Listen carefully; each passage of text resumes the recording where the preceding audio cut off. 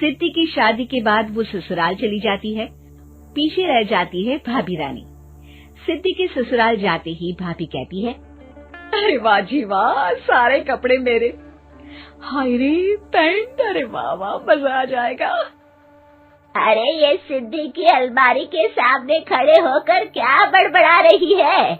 जा जाकर देख मेहमानों को विदाई की मिठाई मिली कि नहीं।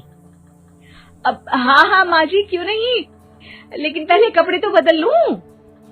अब रानी आ जाती है सिद्धि के उन कपड़ों में जो वो ससुराल जाने से पहले घर छोड़ जाती है। अरे रानी, कुछ दिन रुक जाती।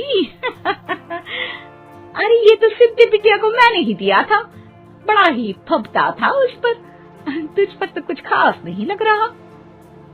अब वो ना मेरे सारे कपड़े गीले थे तो सोचा पहन लूं। वैसे भी सिद्धि को कौन सा दिन पुराने आउटडेटेड कपड़ों को पहनना है। वैसे भी ये सूट तो मैंने तभी पहना था, वैसे खास है भी नहीं ये। हाँ ठीक है, लेकिन ना मेरी सिद्धि पर तो जमता था। सारे मेहमान चले जाते हैं और सिद्धि ससुराल से मायके पहली बार आती है। अपना घर, अपना कमरा, अपनी अलमारी। ये बोलकर जैसे ही सिद्धि अलमारी खोलती है तो सामने उसके कपड़ों की जगह कुछ और ही रखा होता है। माँ, ओ माँ, जरा कमरे में तो आना। सास और रानी वहाँ पहुँच जाते हैं। रानी ने पहनी होती है सिद्धि की जींस और टी शर्ट। अरे भाभी, ये क्या? ये तो मेरी बड़ी ही महंगी टी शर्ट है, इसे आपने घर में क्यों पहनी है? अरे बहुत मिलती है दीदी ये चौक की मार्केट में, 150 में। ओ भाभी प्लीज, ये एरोपोस्टल है, 2000 की एक टी शर्ट। ओहो, 2000 में तो दीदी 4 साड़ी आ जाए। अब क्या बोलूं? भाभी, ये मेरी अलमारी में छोटू के कपड़े, तो मेरे कपड़े कहाँ हैं? मेरी अलमारी में? अब दीदी आपको कौन से पुराने कपड़े पहनने थे? माना भाभी, लेकिन मैं जब घर आती तो यही सब पहनती ना। अरे तुम तो बड़ी कंजूस हो दीदी।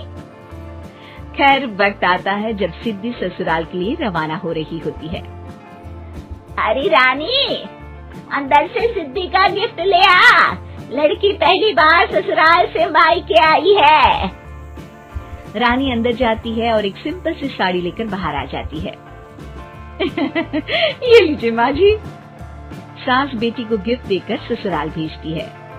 अगले दिन रानी एक सुंदर सी साड़ी पहनकर सामने आती है। अरे रानी, ये तो वो साड़ी है जो मैंने सिद्धि को देने के लिए दी थी जब वो ससुराल ले जाती, लेकिन ये तूने कैसे पहन ली?